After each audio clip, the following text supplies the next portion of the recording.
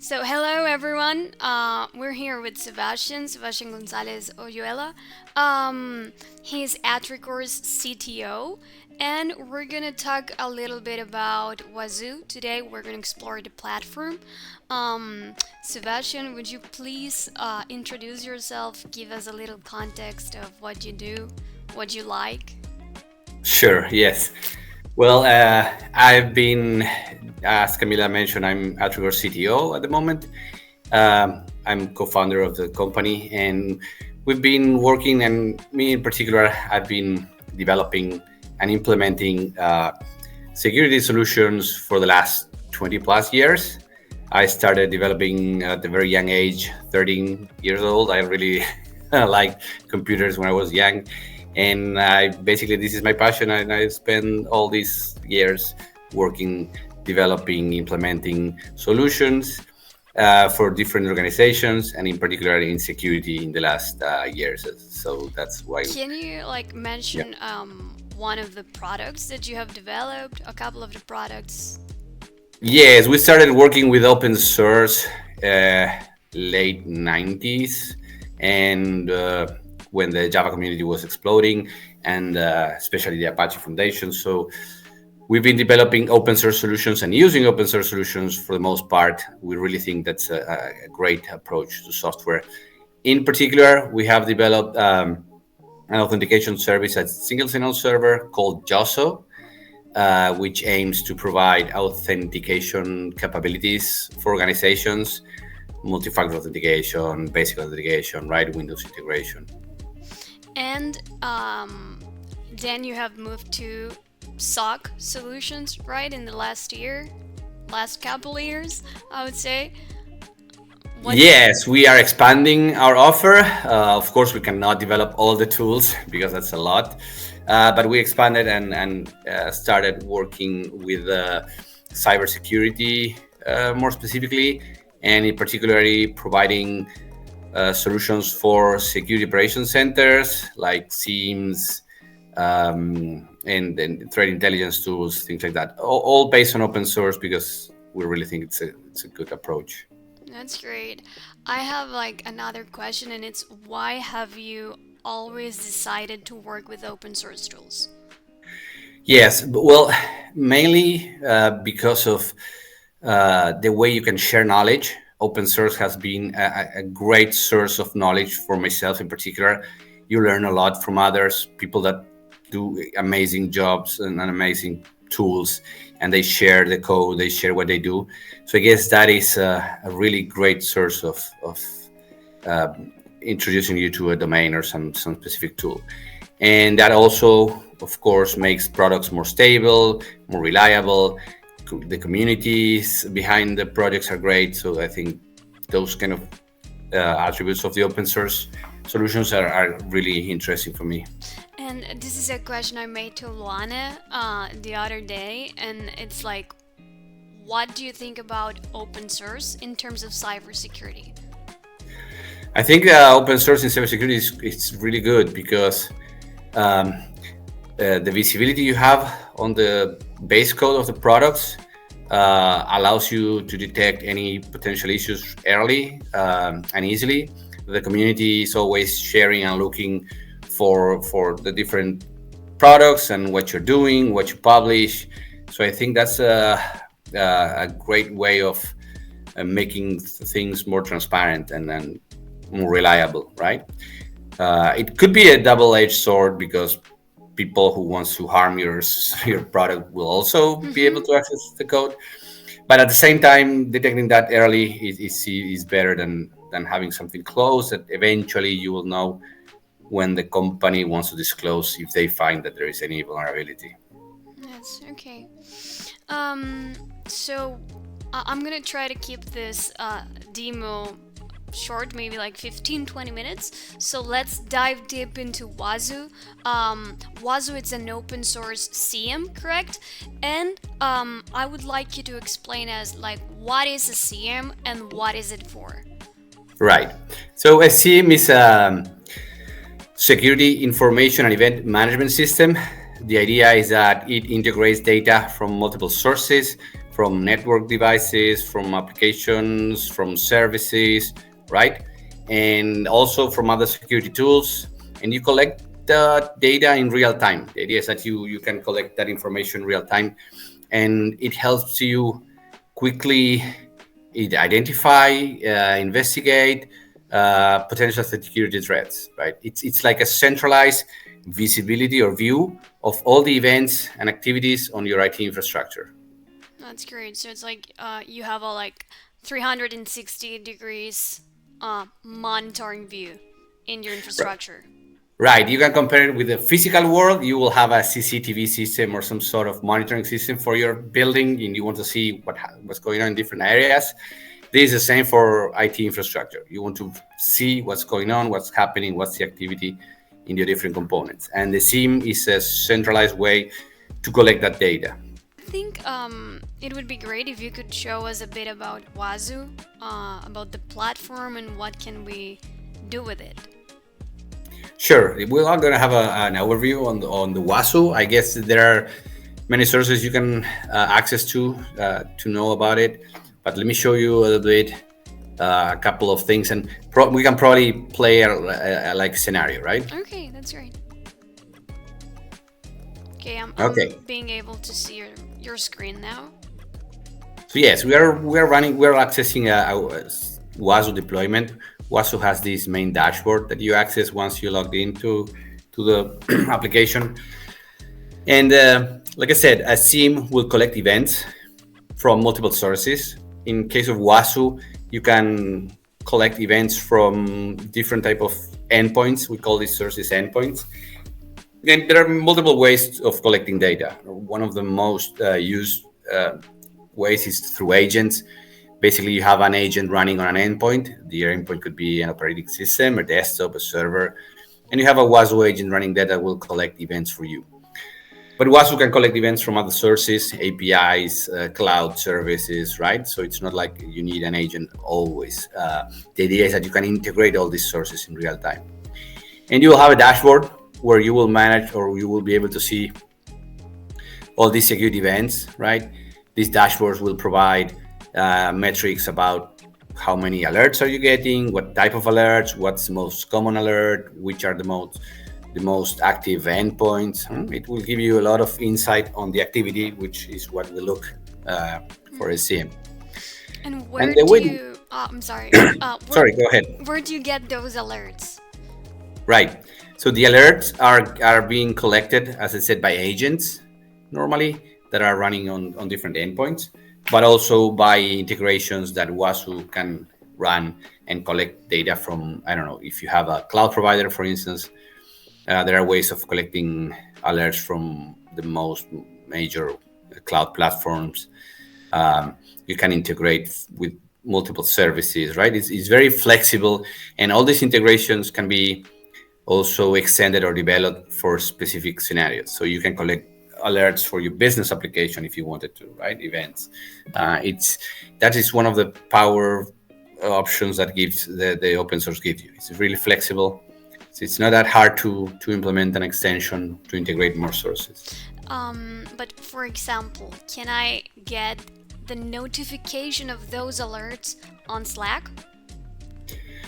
Yes, well, one of the things that Wazuh can do is once an alert is processed, it can take action, right? And one of the actions that you can configure is notifying somebody through a Slack channel, for instance, or an email or a WhatsApp message or whatever integration or tool you want, right? Another thing that Wazuh can do is create, for instance, as part of the alert handling, you can create a case on your cybersecurity management tool, right? One of the tools we integrate is the Hive, which is another open source case management tool for cybersecurity. And you can say, configure Wazuh to create a case so you can start working on that case automatically. At the same time, you can notify through Slack. You can even take action on a firewall blocking an IP or some other change, right? So it's in that regard, Wazuh is a little more than a SIEM because it has this active response capability as well that you can use. That is why, like, it's not only a SIEM but an XDR platform, right? Right. So it's kind of the difference. The difference between an XDR and a SIEM is a little blurred, but yes, you have more response capabilities on an XDR tool. So yeah, that's and Wazuh has that for sure.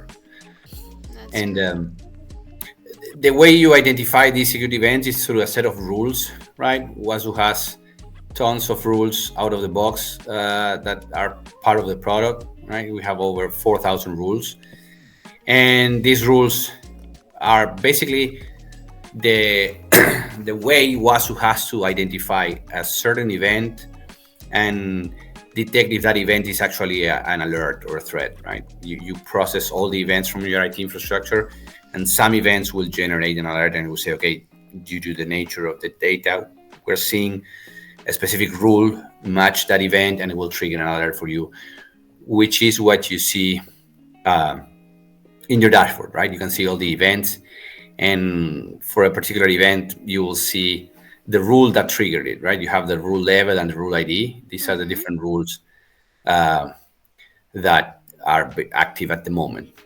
And what if I know, for example, that Wazuh has like in these rules, it has GDPR, um, um, ISO. You know, it has like more than 4,000 rules. But what if I want to configure my own rules? Like, Yes. I think LGPD, for example, can I configure that? Yes, actually, one of the things you can do is when you have a rule in Wazuh, you can attach a label to the rule, and the label can refer to a specific standard or that you want to enforce, or that a specific standard that rule will help you enforce. For example, PCI or IPA for healthcare. NIST is a very well known, and since Wazuh allows you to create your own custom rules, you can create custom rules that are specifically designed for a particular standard. So if you want to enforce another standard or something, some company policy, you can create your rules. You can use the rule to identify activity that might be threatening your organization, and with that rule, you can enforce a different regulatory and compliance standards, right? Yeah, that's great to know. Another question that I have, it's like you can tag the alerts from 1 to 15, correct? So that way you can know like how big is the issue that you're having. Exactly. In Wazuh, alerts go from 0 to 15, but only alerts level 3 and above are reported. 15s are the more critical alerts, and you will decide on the level that you will assign to your custom rule based on what you're monitoring, right? But the idea is that even if you get low level alerts in your SIEM, this is just because it may help you when you're investigating a threat. You may need other information, contextual information from other events that may have led to the issue you're facing, right? So that's why we collect a lot of details and alert, not only high-level alerts, right? You have a lot of activity that may help you perform your threat intelligence activities later. That's great. Um, Another question that I have, it's where can I run Wazuh? Is it like only on the cloud, only on premise, both? Wazuh can run on any environment, basically. You can run it on premise for sure. You can run it on the cloud. Uh, and on cloud environments, you have multiple options. You can run it in a virtual machine. You can run it as a container, or you can run it in a Kubernetes cluster, right? Wazuh has multiple pieces. It's very scalable because you have to think that when you have thousands of endpoints reporting activity, you need to be able to process all those events, right? And since events are really fine grained, you may be flooded by events. So being able to scale is a good thing that Wazuh has. The same applies to the agents. Agents have a really nice technology to manage lots of alerts and not flooding the servers. So the cloud is good for scaling. If you use Kubernetes, you have the Kubernetes scaling capabilities built into the cluster, so you can use those as well. You've been working right on the Kubernetes integration between Wazuh. Yes, Wazuh supports Kubernetes integration.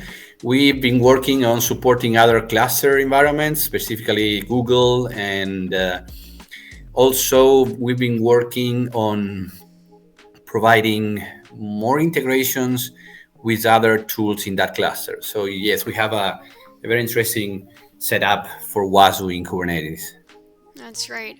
So, what else can you show us about Wazuh?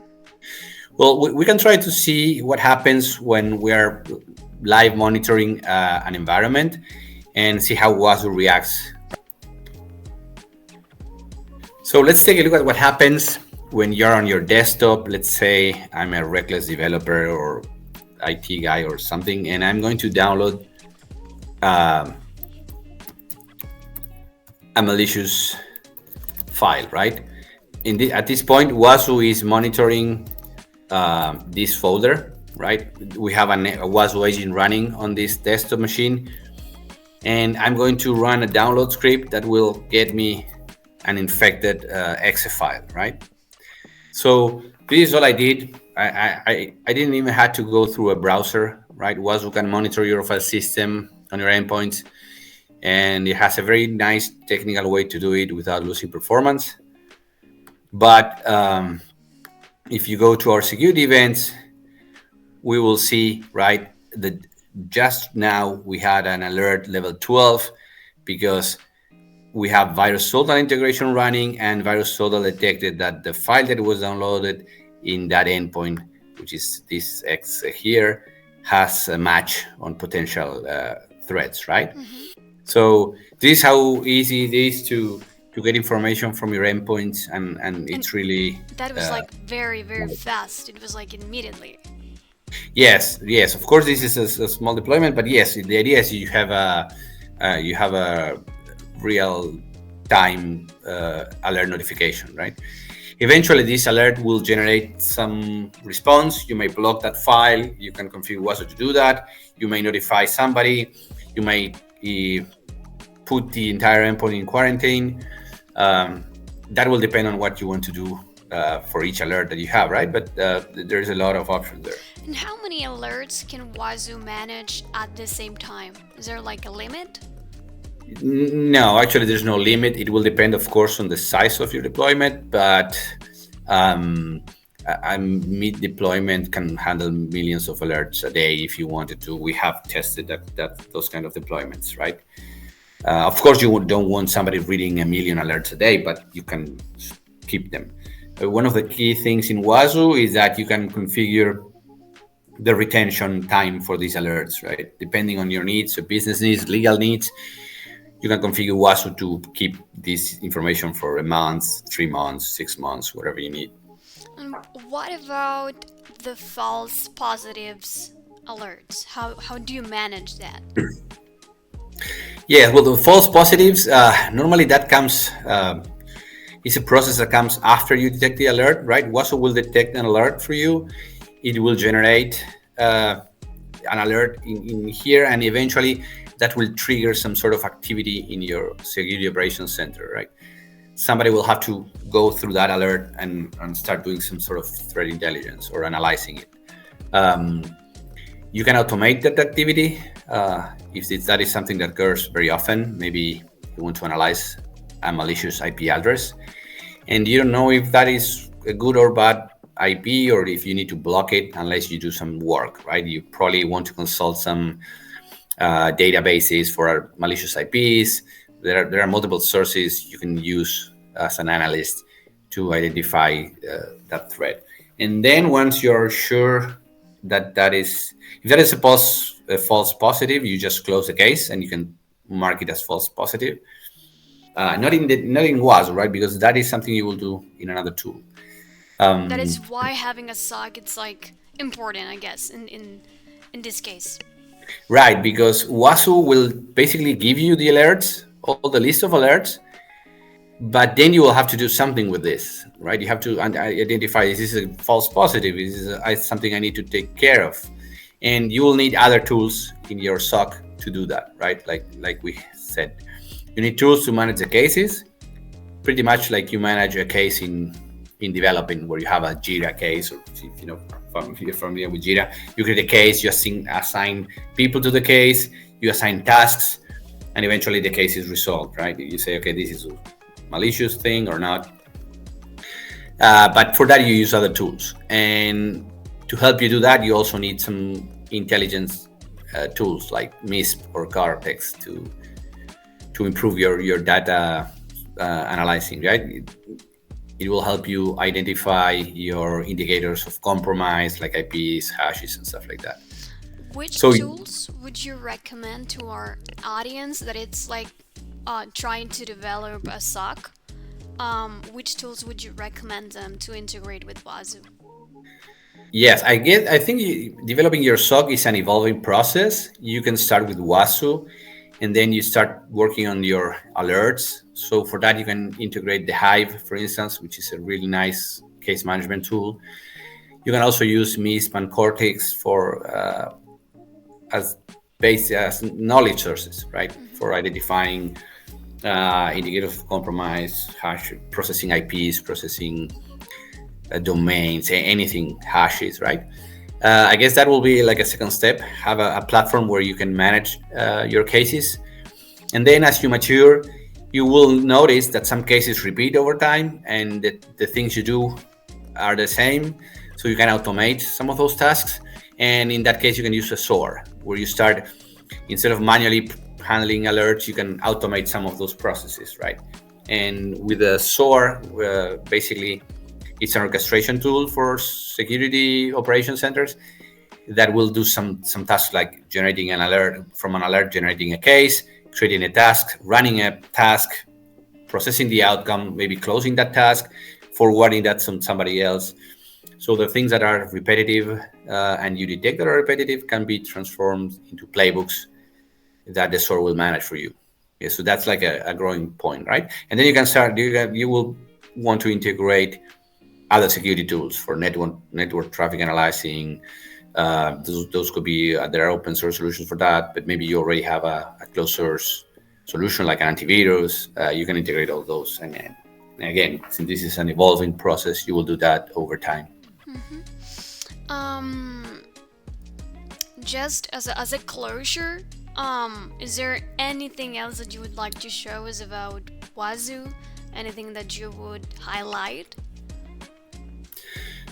I think I will highlight, as I said, the support for different agent types and endpoints is very interesting. The rules are really good. Beyond the rules, you have these kind of decoders. So the decoders is something we didn't discuss, but it's a way of processing data from your endpoints.